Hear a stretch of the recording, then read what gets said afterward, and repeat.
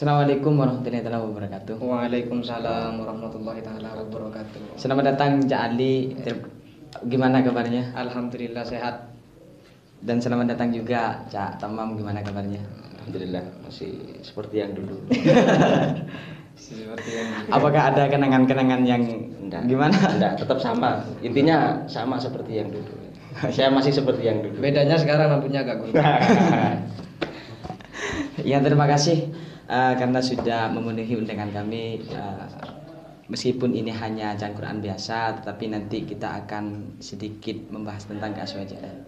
Karena seakan aswaja di sekarang ini itu seakan menjadi fenomena yang suka dipertontonkan lebih-lebih di media seperti itu.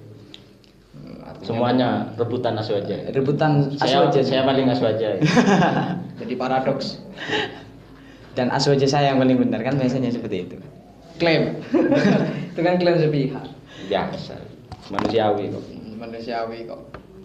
Dan kalau boleh tahu, aswaja itu sendiri apa sih? Ya, Kok mereka sebegitu ingin merebut aswaja? Tahu-tahu di zaman akhir sekarang jadi politik identitas. Ya, Banyak yang kelompok-kelompok yang mengaku aswaja. Aswaja sendiri sebenarnya sebagai itu ajaran. Sebagai ahlus sunnah wal jamaah. Bagaimana kita menjalankan agama Islam sesuai dengan anjuran-anjuran atau nilai-nilai yang sudah diajarkan oleh Nabi Muhammad. iya. Seperti itu. Bahwa ahlus sunnah wal jamaah sekarang banyak orangnya itu ahlus sunnah. Hanya halus. Hanya ahlus sunnah, tapi tidak sampai pada titik klimaks wal jamaah. Sehingga karena tidak puas dengan wal jamaah yang ada, membuat wal jamaah sendiri. Membuat wal jamaah sendiri dan mengklaim bahwa wal jamaahnya itu yang paling as-sunnah, yang paling ahlus sunnah. Sehingga mudah mendiskreditkan kelompok lain. Hanya karena beda pandangan, hanya karena beda cara praktek menjalankan syariat. Seperti itu. Sehingga tidak mau mencari alasan kenapa orang bisa berbeda cara berpraktek menerapkan syariat dengan kita. Tahu-tahu sudah dikafirkan, sudah dibid'ahkan. Itu tidak ada contohnya dari Kanjeng Nabi. Itu dolalah finnar, itu kan kejam. Masa kita ini guyon ya, istilahnya guyon, bahwa umat Islam di Indonesia ini sekarang ini guyonnya santri sudah sedikit. Kok bisa seperti itu? Lah, masa orang nonton film Korea dikafirkan, tahlilan dikafirkan, sholawatan dikafirkan. Kalau kafir semua kan sudah sedikit. Sudah terlalu banyak ya. Sudah terlalu banyak itu, bukan lagi mayoritas. Tapi itu cuma guyon. Itu guyon. Tidak usah digoreng nanti.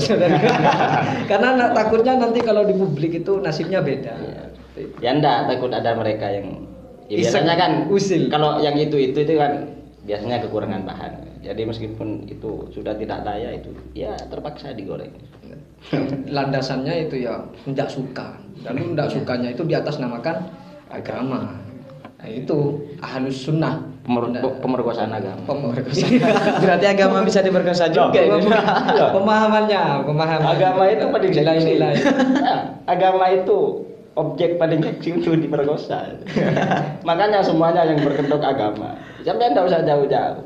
Lihat di YouTube misalnya, atau di Facebook, di media sosial. Media sosial itu. Sampai lihat ketika itu berkaitan dengan agama, maka akan berjejer ke bawah itu. Tanggapannya ini, agama menurut sudut pandang ini, agama menurut sudut pandang ini. Beda kepala, beda definisi. Ya.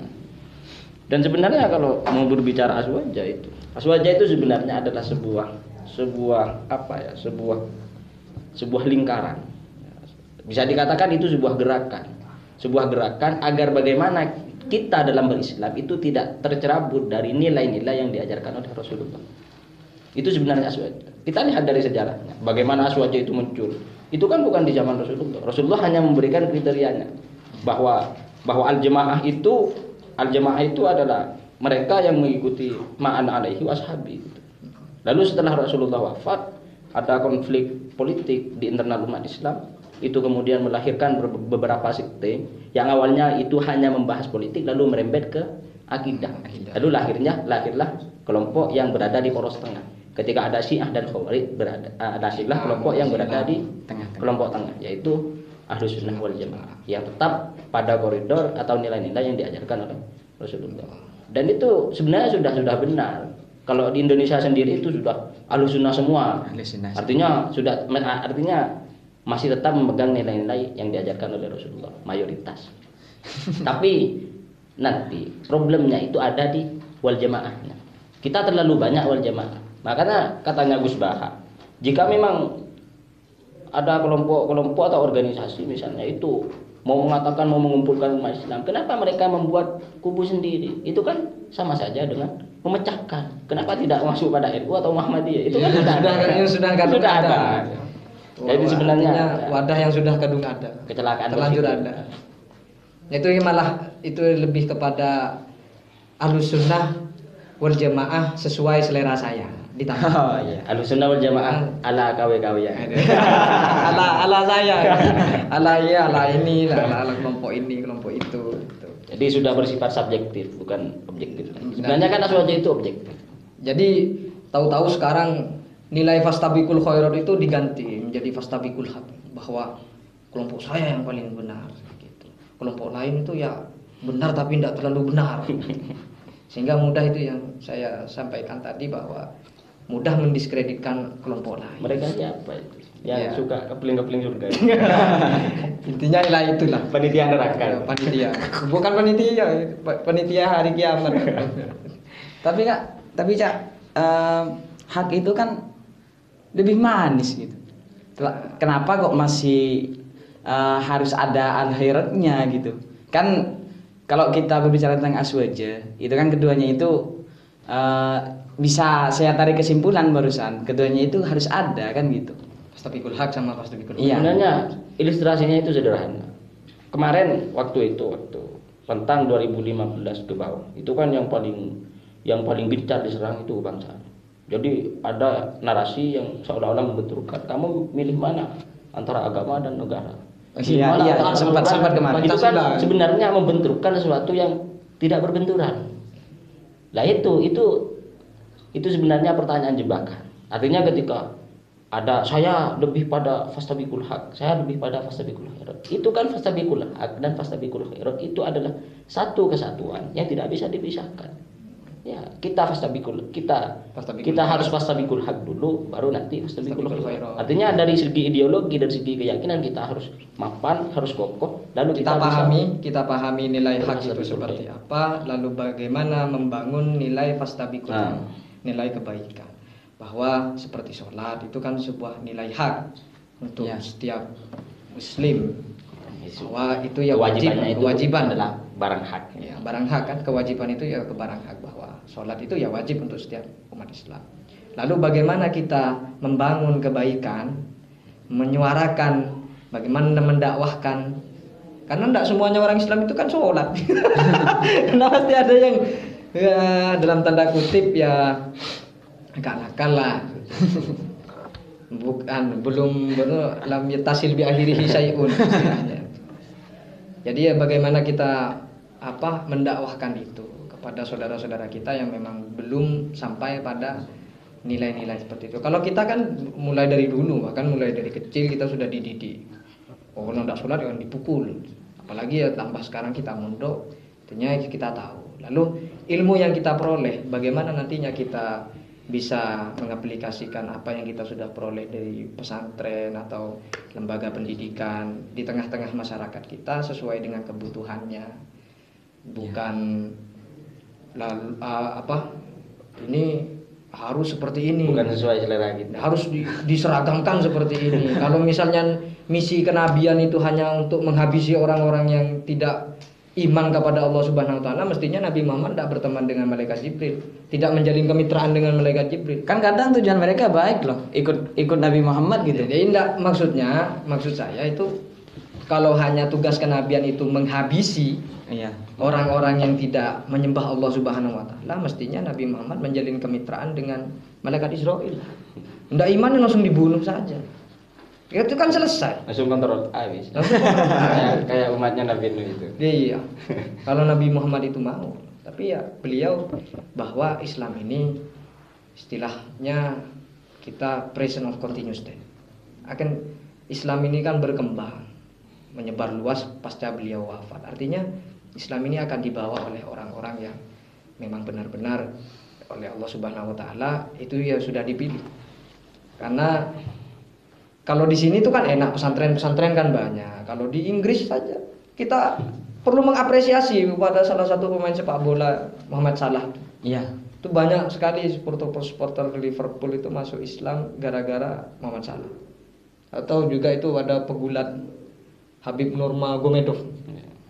Itu juga beliau banyak orang-orang tertarik kepada Islam berkat beliau. Kalaupun kita ada di posisi mayoritas, bagaimana kita tidak menindas? Nah, tidak mudah mendiskreditkan orang-orang yang beda pemahaman dengan kita. Bahwa Islam itu ya merangkul, dakwah itu ya merangkul bukan memukul, mengajak bukan mengejek. Masalahnya sekarang antara mengajak dan mengejek itu ya berkamuflase, beda-beda tipis, beda-beda tipis. Jadi sulit sekali untuk kalau kita yang menggunakan cara seperti itu agar orang itu tertarik kepada kita. Karena tidak jarang juga ada beberapa orang yang memang terganggu dengan sikap kita. Kita tidak usah marah. Kita tidak usah marah. Misalnya ada beberapa kelompok yang tidak suka dengan tindakan saudara-saudara kita yang mohon maaf terlalu frontal. Ini tidak usah marah karena itu ya ekspresi mereka. Karena itu ekspresi mereka merasa terganggu. Mestinya kita harus menjadi orang yang lebih baik. Mestinya sekarang jadi bahan evaluasi. Bukan harus kita ini loh akhlak yang harus kita tunjukkan seperti ini, bukan. Kalau ada orang yang tidak suka dengan sikap kita, perilaku kita, ya maka kita jadikan bahan evaluasi untuk kita memperbaiki itu. Sebenarnya kan gini, artinya sesuatu yang harus kita syukuri karena kita bisa belajar di pesantren adalah salah satu yang harus kita syukuri adalah terkait kita belajar di pesantren itu adalah apa? Kita bisa paham bahwa ketika dilihat secara landscape, kehidupan kita di dunia itu sebenarnya adalah sebuah kontestasi. Baik kita secara personal, individu atau secara kelompok. Artinya secara individu kita berusaha berkompetisi dengan nafsu kita. Bagaimana kita bisa tetap pada jalan yang lurus, masih dalam koridor Shiratal Mustaqim. Dan secara kelompok kita juga bisa seperti itu. Artinya kita memahami bahwa ketika mereka tidak sama dengan kita, melenceng dengan hal-hal yang kita yakini, bahwa hal-hal yang kita yakini benar, itu sebenarnya adalah ladang, adalah tempat bagi kita untuk berkontestasi. Untuk berkontestasi untuk apa? Ya yang tadi. Kalau fastabiqul haq kita sudah meyakini bahwa dakwah itu harus, bahwa sholat itu wajib, maka fastabiqul khairatnya seperti apa? Ya mereka lah. Mereka yang menurut kita itu kurang benar. Karena kita tahu harusnya seperti ini. Kurang baik. Ya. Jadi intinya seperti itu. Makanya itu yang harus kita pahami. Bahwa artinya dalam memahami kehidupan kita tidak bisa menerapkan prinsip absolutisme lebih pada pendapat sendiri. Artinya pembenaran mutlak terhadap diri sendiri itu tidak baik. Karena memang dalam hal ranah ideologi, ranah akidah kita memang harus menerapkan itu nilai absolut ya. Tapi kalau sudah masuk pada ranah syariat atau ranah fikih, kita harus lebih fleksibel. Mudahnya kan itu kan bahasa keren ini. Nah, kita kan sering kadang-kadang ulama-ulama kita di Nahdlatul Ulama itu kan sering mengambil hukum yang makruh daripada yang sunnah. Karena apa? Karena nanti risikonya itu lebih sedikit. Artinya ampas ketidakbaikannya, residu hal-hal negatifnya itu lebih sedikit. Itu sebenarnya yang juga harus kita syukuri, kita menjadi bagian dari Nahdlatul Ulama. Karena memang apa? Ya karena memang kita bisa memahami hal seperti itu. Artinya sampai hal terkecil, bahwa bahasa Arabnya itu kita bisa tahqiq dalam memahami kehidupan. Ya walaupun bukan tahqiq dalam makna hakikat. Ini hanya tahqiq secara Kehidupan. ya, kulit luarnya saja. Karena kalau kita taklid secara kehidupan kita kan sudah hebat sekali. Mufti. Sudah sekelas Imam Syafi'i. Iya.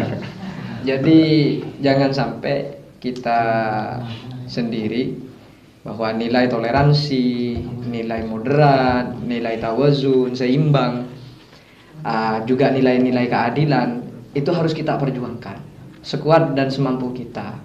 Bagaimana toleransi sekarang itu, ini sebentar lagi tanggal 25 Desember pasti selalu ribut masalah boleh atau tidak mengucapkan selamat Natal. Itu pasti sudah. Itu pasti. Itu kan sudah dijawab sudah beberapa tahun yang lalu. Sudah Mungkin basi istilahnya Iya, kalau itu sekarang. sudah basi. Lalu digoreng lagi, diberikan kemasan yang lebih bagus lagi. Biasa mereka kan sudah Isinya ya tetap rengginang. Isinya tetap rengginang. Itu masalah boleh atau tidak mengucapkan itu. Lalu digoreng lagi di media. Itu harusnya kalau kita memang tidak mau mengucapkan ya sudah. Kalau kita mau mengucapkan, pastinya ada tuntunan-tuntunan bahwa pasti ada ulama-ulama yang memberikan pendapat. Nggak usah saling menjatuhkan lah. Nggak usah saling menjatuhkan. Ini harus begini dan ini harus begini. Dan itu yang menjadi kebingungan di masyarakat kita. Kalau saya ngambil jalan tengahnya, bagaimana cara kita menyikapi itu? Boleh atau tidak?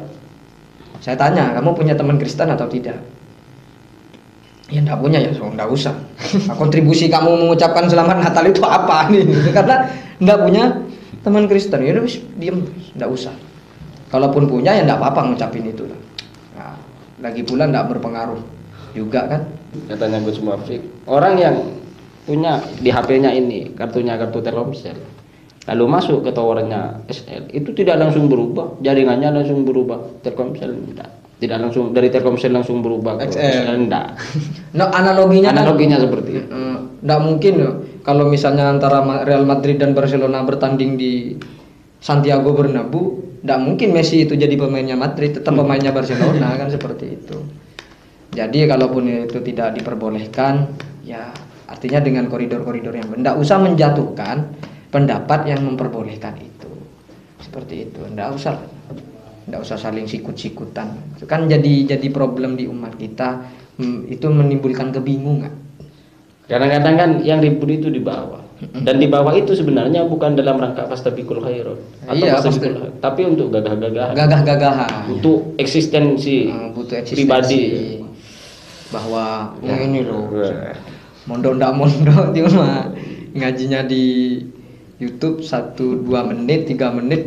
Kadang itu enggak dengerin selesai, langsung tarik kesimpulan. Menurut saya itu kan aneh sekali. Itu kan bahaya sekali juga, bahaya. Kita kan kalau di sini kalau Basul Musaib itu kan enggak boleh. Menurut saya itu sampean siapa gitu. Maksimal itu menurut pengetahuan saya. Atau menurut imam ini, menurut asumsi saya yang saya ambil dari pendapatnya ulama ini, itu kan bisa didiskusikan dengan cara yang baik. Bagaimana kita menyikapi, bagaimana kita merespon. Kalau hanya menggunakan akal-akalan kan itu kan bahaya, dan itu menjadi paradoks di umat kita. Seakan-akan malah jadi politik identitas, bahwa saya yang paling baik, saya yang paling benar. Ya intinya gini, untuk ya kalau gini, kalau pemahaman saya ya, kalau untuk aswaja itu sebenarnya sederhana sekali. Hanya berapa kata itu? Asal, wajar saja. Asal yang penting selama masih dalam batas wajar. Karena analoginya sederhana juga. Malam yakun isman. Itu bodrek itu hasilnya kan untuk menyembuhkan sakit kepala. Tapi kalau kita sakit kepala, kita minum satu tablet itu atau satu dus. Ya, satu dus. Itu kan overdosis. Jadi segala sesuatu, artinya mafhum mukhalafahnya, segala sesuatu yang tidak sesuai porsinya akan menimbulkan efek yang sebaliknya. Sama, beragama juga seperti itu. Ketika kita terlalu ekstrim, terlalu fanatik dalam tanda kutip fanatik buta terhadap agama. Akhirnya kita Bukan agama, pendapat. pendapat. Ya. Jadi Pendapat. kita kadang-kadang sampai kebablasan. Boleh membunuh si ini, boleh membumi hanguskan si ini misalnya. Jadi tahu-tahu adzan diganti hayal jihad. Iya, itu gimana tanggapannya kalau misalkan kan sekarang sedang framing gitu tentang hayal al jihad, Itu kan itu sudah selesai sebenarnya. Cuma kalau kita mau bahas ini lucunya ya. Ini lucunya, bukan enggak usah tegang tuh membahas itu. Ini lucunya lah. Lucunya. Ya kalau saya itu lucunya. Iya. Ya orang-orang seperti itu kan rindu sekali untuk berperang. Pengen banget itu. Pengen banget untuk bacok-bacokan. Ya, jadi nggak usah tanggapi itu secara Kalau saya sih lebih lucu sebenarnya. Jadi kalau saya gitu, ini sebenarnya hikmah, artinya anugerah untuk orang-orang jomblo itu. Yang Bisa ya, yang untuk menyuarakan aspirasinya itu punya referensi ya. bisa menunggangi mereka. Jadi nanti misalnya azan diubah hayalan nikah misalnya. Diubah hayalan nikah misalnya. wong dirubah hayal jihad saja boleh. Jadi itu nanti ibarat kita duduk di persimpangan jalan. Jadi kalau yang nyerang dari selatan, kita lari ke utara. Jadi kalau misalnya kok kamu gitu, hayalan nikah, ya saya misalnya dari kalangan kita kok ikut-ikutan, ya saya hanya ingin menandingi mereka. Kalau misalnya dari sana yang nyerang, loh sampean hayalan jihad boleh, masa hayalan nikah dalam. Jadi itu sebenarnya sisi lucunya seperti itu. Ya sudah kita tanggapi wajar-wajar saja. Tapi secara hukum memang ya kita sudah ada instruksi sebenarnya dari ulama-ulama kita bahwa itu tidak dibenarkan. Secara syariat itu tidak dibenarkan. Karena Indonesia sendiri kan sudah merdeka. Ya. Kalau kita mau bicara Tentang itu kan maksudnya lebih ke ranah kita. Kita kembalikan lagi ya, kembalikan lagi kepada nilai ahlus sunnah wal jamaah. Ahlus sunnah wal jamaah. Bagaimana kita mengikuti ajaran Rasulullah sesuai dengan wal jamaah kita. Karena kita wal jamaah Nusantara, wal jamaah Indonesia, maka jadilah orang Islam orang Indonesia, yang beragama Islam. Orang Indonesia yang beragama Islam. Bahwa untuk mengikuti ajaran Nabi Muhammad kita perlu sahnat. Makanya kita belajar kepada kiai-kiai, ulama-ulama atau ustadz-ustadz seperti itu. Dan jangan kita saling membentur-benturkan lah. Tapi meskipun saya ngomong seperti ini pasti ada dia orangnya. Karena itu ya juga sunatullah. Nah itu saling sikut-sikutan itu juga ya penting. Bahkan tradisi konflik seperti ini perlu kita, kata Gus Baha, dahulu beliau, perlu kita syukuri. Ini kan kalau sudah dilawan. Ya main tembak-tembakan paling pol. Paling kita adu statement lah. Saling bantah-bantahan itu ya konflik yang sangat-sangat luar biasa yang perlu kita rawat. Artinya tidak saling membunuh lah. Artinya hanya saling membantah-bantahan di media. Makanya Gus Dur itu dulu ketika mengelola konflik, beliau ketika dilengsarkan dari kursi presiden, beliau mengelola konflik dengan sangat baik. Artinya tetap membela diri karena beliau memang tidak salah. Ya memang tidak bersalah. Akan tetapi bagaimana bangsa ini tidak saling membunuh, saling meneteskan darah hanya karena kekuasaan. Tahu-tahu sekarang orang karena merasa dirinya sebagai tokoh malah memanfaatkan, menurut saya itu memanfaatkan pengikutnya untuk mati-matian membela seperti itu. Jadi jangan sampailah seperti itu. Akhirnya apa? Yang dirugikan bangsa ini sendiri. Kalau kita melihat dari kacamata tengah, bahwa itu ya antara aparat dan masyarakat sipil itu dibentrokkan, lalu saling bunuh. Menurut saya ini benar, menurut aparat saya yang benar. Itu tidak selesai. Maka haruslah orang yang punya power di situ, Artinya yang bisa mengendalikan umatnya, artinya pengikutnya, itu yang harus memberikan suara, bahwa jangan sampai seperti itu. Terus ya gini, peran realistis orang tokohnya itu bagaimana? Yaitu memberikan himbauan lah istilahnya. Jangan sampai mengagitasi masyarakat. Mengagitasi itu menghasut, menggunakan terlebih, saya sangat disayangkan, apalagi mengutip ayat-ayat perang, mengutip sahabat-sahabat Rasulullah ketika berperang seperti apa. Ini namanya sahabat bukan nabi, ya kan? Membunuh seperti itu. Jadi ya memang hal-hal yang seperti itu yang digaungkan di tengah masyarakat kita yang sentimen, apalagi itu urusan agama, apalagi itu urusan panutan. Seperti itu, apalagi orang Madura, karena sentimen sekali.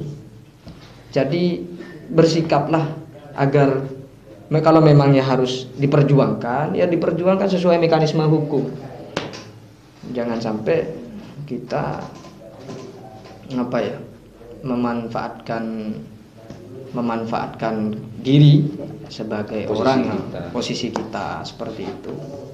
Jangan sampai, agar nanti tidak ada orang yang dirugikan. Sebenarnya kan ini kita kembali ke itu ya, ke aswaja. Jadi dalam aswaja itu kan ada ciri khas sebenarnya. Ciri khas artinya yang membedakan apa itu aswaja sungguhan, apa itu aswaja ala kawi-kawian. Ala kawi-kawian. Ya.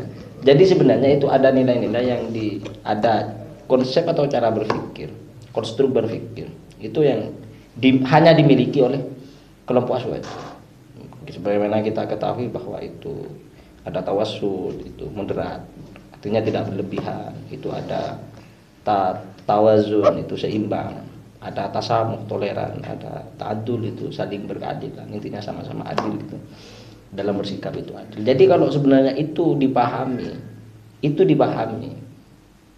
artinya 4 konsep itu dipahami lalu diterapkan, dan yang memahami dan menerapkan itu bisa melawan nafsunya, karena memang nafsu itu pasti ada campur tangan nafsu. Artinya 4 nilai tersebut kita masukkan dalam rumusan seperti ini. 4 nilai tersebut kita masukkan dalam rumusan di mana, dengan siapa, dan mau apa. Kita berada di mana, dengan siapa, dan mau berbuat apa, agar nantinya kita punya nilai-nilai kebenaran, nilai-nilai koridor-koridor, tidak keluar dari koridor-koridor atau norma-norma kebaikan seperti itu, agar tidak mudah bertindak secara frontal, tidak bertindak secara radikal seperti itu. Tahu-tahu mau ngamuk saja, marah mau di atas namakan agama, itu kan sebenarnya kan aneh sekali. Aneh juga. Dulu kita ngaca sama Rasulullah. Ya, bukan saya paham sama cara berpikir Rasulullah, enggak. Jadi gini, kalau yang saya pahami, yang saya ketahui, itu Rasulullah ketika beliau hijrah ke Madinah, beliau bisa kok berdampingan dengan mereka yang berbeda agama. Tapi Rasulullah tidak bisa berdampingan dengan mereka yang berusaha merongrong negara. Kita tahu Bani Quraidah, Bani Nadir, Bani Qainuqa, mereka diusir oleh Nabi bukan karena mereka beda agama, bukan karena mereka Nasrani dan Yahudi, bukan. Tapi karena mereka berkomplot dengan orang-orang kafir Quraisy Mekah untuk menyerang Madinah. Jadi di sana sudah jelas bahwa kebangsaan itu sudah pernah, bahwa hubbul waton Hubul waton itu pernah diterapkan oleh Nabi. Karena kata Mbah Mun almarhum Kiai Haji Maimun Zubair itu, tidak ada orang yang nasionalis senasionalis Nabi Muhammad. Bahkan kalau misalnya ada orang atau tokoh intelek mengatakan nasionalisme itu tidak ada dalilnya, itu repot. Dia sendiri mengatakan itu di negara yang orang-orang kayak gitu. Sebenarnya kemungkinannya ada 2. Yang pertama, mereka adalah tipenya seperti kalhimar yahmilu asfaro, seperti himar yang membawa bakul itu, membawa tulisan, membawa buku-buku itu, tapi himar itu tidak tahu gunanya apa. Jadi ya bahasa kasarnya itu bodoh. Mereka yang nggak mau ngaji. Kemungkinan yang kedua adalah mereka yang tipenya istaro bi ayatillahi tsamanan qalila. Mereka paham, mereka tahu, tapi mereka mengkhianati pemahaman dan pengetahuannya. Jadi hanya ada dua sebenarnya. Tipenya hanya ada dua. Jadi untuk mereka yang sudah selesai dengan dirinya sendiri, artinya sudah bisa melawan nafsunya, sehingga mereka tidak terjebur pada kelakuan istaro bi ayatillahi tsamanan qalila. Sebenarnya fair-fair saja. Karena memang banyak sekali, bahkan ada hadis yang menjelaskan bahwa dulu ketika Nabi itu diusir, bukan diusir tapi pergi dari kota Mekah. Ya, dalam tanda kutip kita pahami bahwa Nabi hijrah atau diusir oleh kaumnya dari kota Mekah. Ketika nyampe di sebuah pegunungan perbatasan antara Madinah dan Mekah, ketika mau memasuki Madinah, Nabi masih balik badan. Nabi melihat kota Mekah dari atas pegunungan tersebut.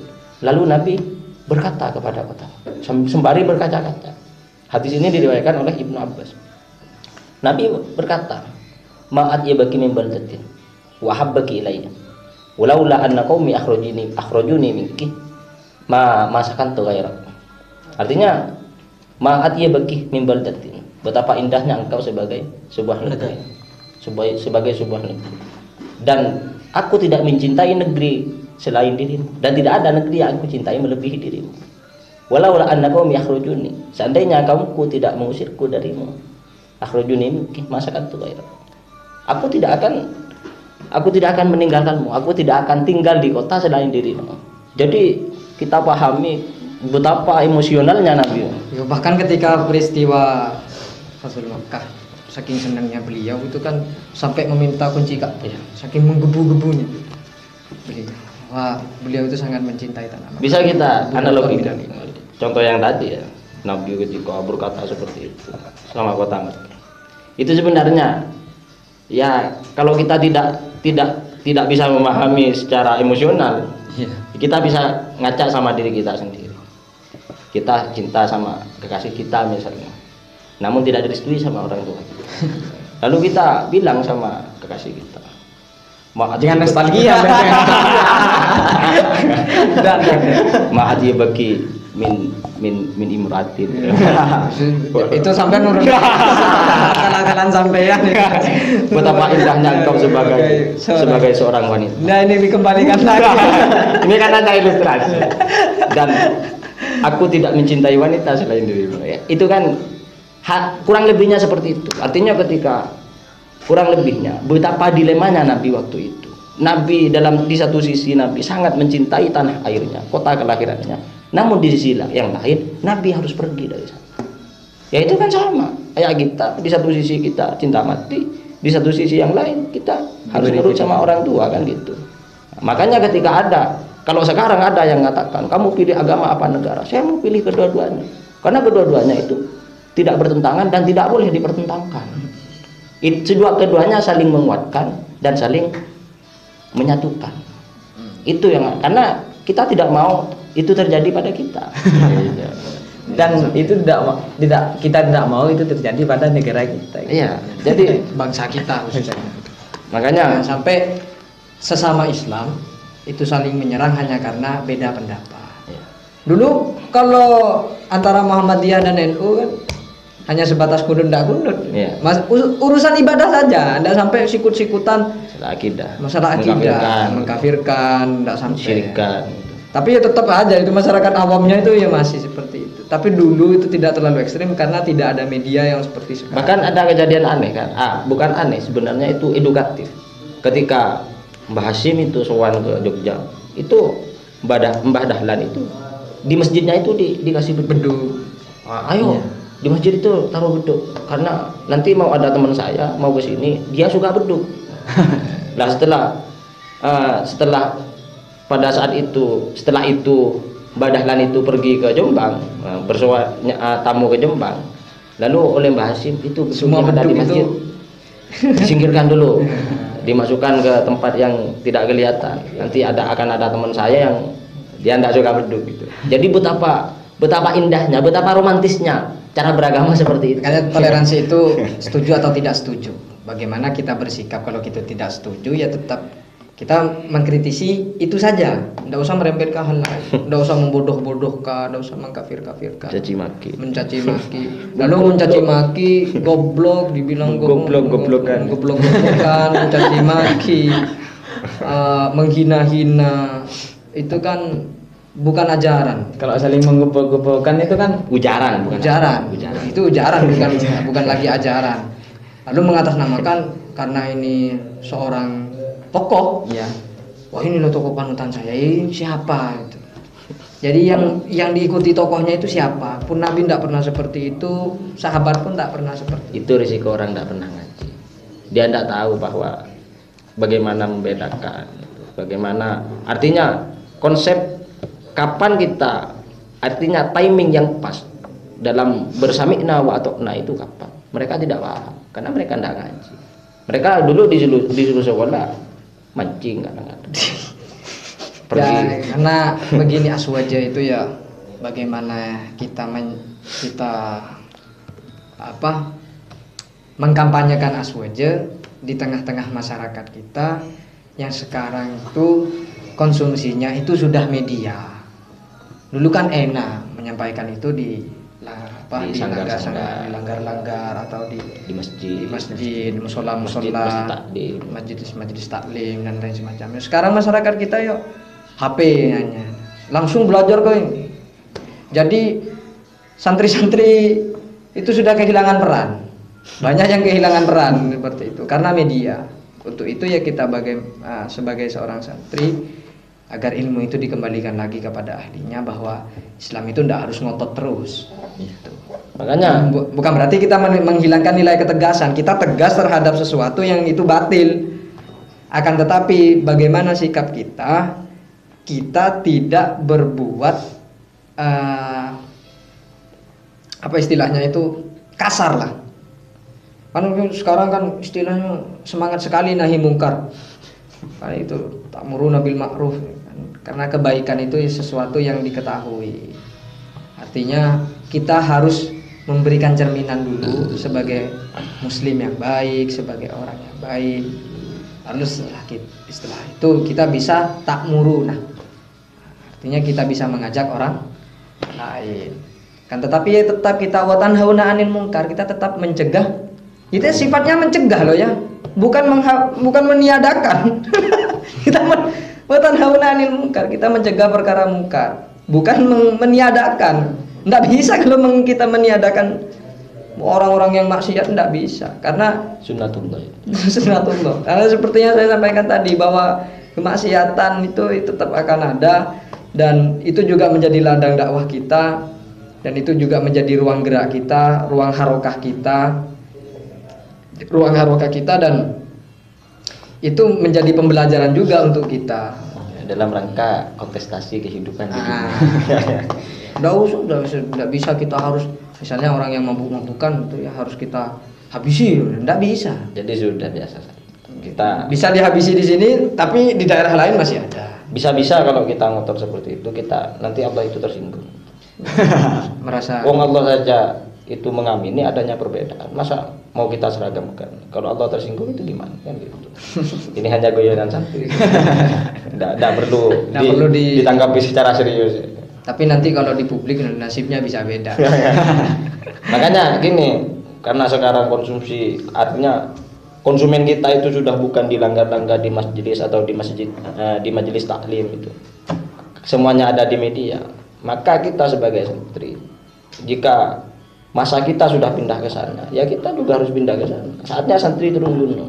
Santri juga harus bisa media. Makanya sering disampaikan oleh Kiai Said, oleh ketum PBNU itu, oleh kiai-kiai NU, bahwa sekarang di era milenial, di zaman post-truth, di zaman 4.0 menuju 5.0, para santri, para kader-kader itu tidak boleh hanya alim kitab.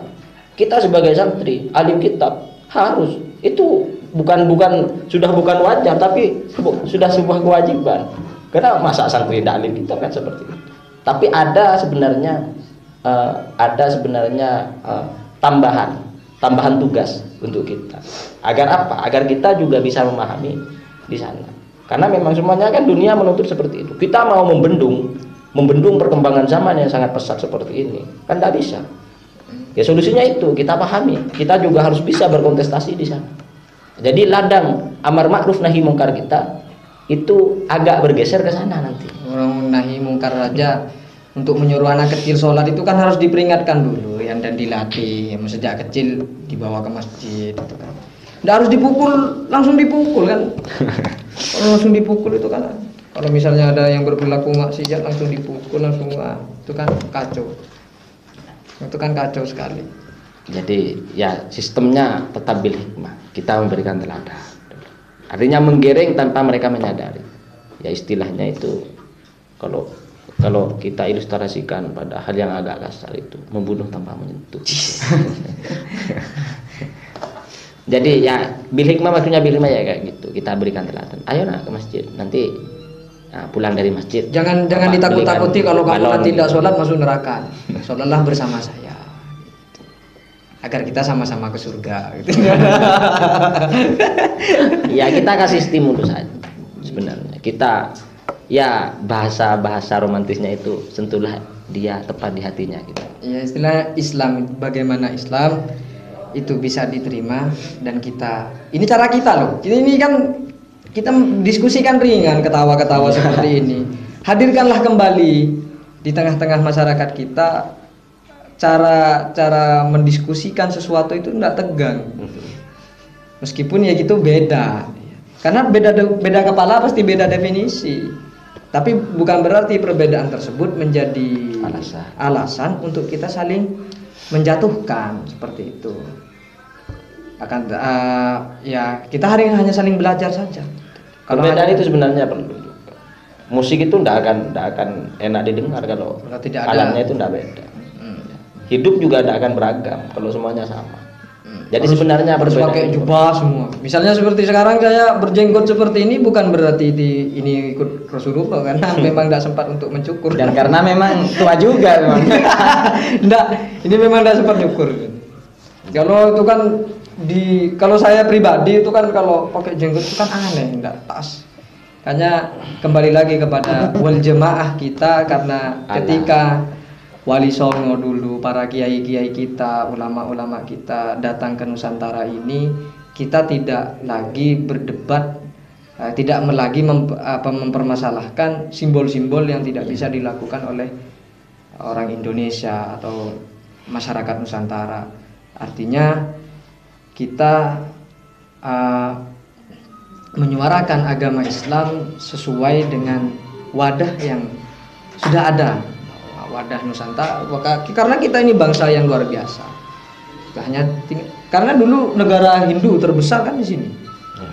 Walaupun pusatnya di India, terbesar itu di Indonesia. Peninggalan sejarah kita kan banyak sekali, Buddha, Hindu, dari candi-candi kita, itu kan kisah-kisah kerajaannya.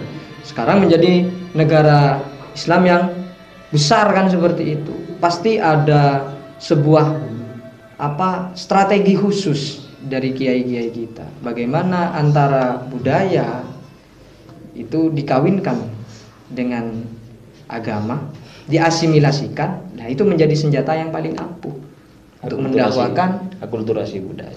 Untuk mendakwakan agama Islam kepada masyarakat Nusantara, agar kita pun juga tidak kehilangan identitas sebagai bangsa Indonesia. Tidak harus kita mengikuti cara beragama bangsa lain lah. Sekarang kan itu takut ini dibentur-benturkan masalah identitas. Ini loh yang dicontohkan Nabi. Mentang-mentang dirinya pakai jenggot itu kan saya tersinggung. Ya Pak, ini sunnah. Kalau enggak pakai jenggot enggak sunnah. Itu kan saya tersinggung. Masa saya seperti ini enggak bilang, karena mereka berpikir sunnah itu hanya berjenggot. Dan itu lagi yang juga sekarang jadi fenomena. Artinya simbol-simbol itu menjadi ajang kontestasi kita untuk saling mensucikan diri sendiri. Kita ambil contoh gini. Nabi itu memang kalau Jumat misalnya kita pakai baju putih, itu kan sunnah. Iya. Kan sunnah. Tapi ketika kita pakai baju putih, ada di sebelah kita pakai baju hitam misalnya, lalu hati kita itu tergerak. oh saya lebih baik dari ini, saya lebih suci dari ini. Itu sebenarnya. Jadi memakai baju putih itu lebih pada fashionable, Bukan kebutuhan. tidak menyentuh substansinya, tidak menyentuh ke sana. Makanya itu sebenarnya itu yang disampaikan oleh almarhum Allahumma fillahu itu, Mbah Mun itu. Sekarang kita orang Indonesia sudah bukan islamisasi lagi, tapi lebih pada penanaman nilai-nilai keislaman. Nilai-nilai keislaman itu adalah sesuatu yang abstrak, tidak terlihat. Jadi bagaimana kita menyusun nilai-nilai keislaman itu dengan bungkus yang masih Nusantara. Artinya bungkusnya tetap Nusantara, bungkusnya tetap Indonesia, tapi isinya itu Islam. Tahu-tahu dibilang Islam Nusantara sesat, kacau. Itu kan sebenarnya. Itu kan enggak mau tabayun. Orang-orang seperti itu enggak mau tabayun.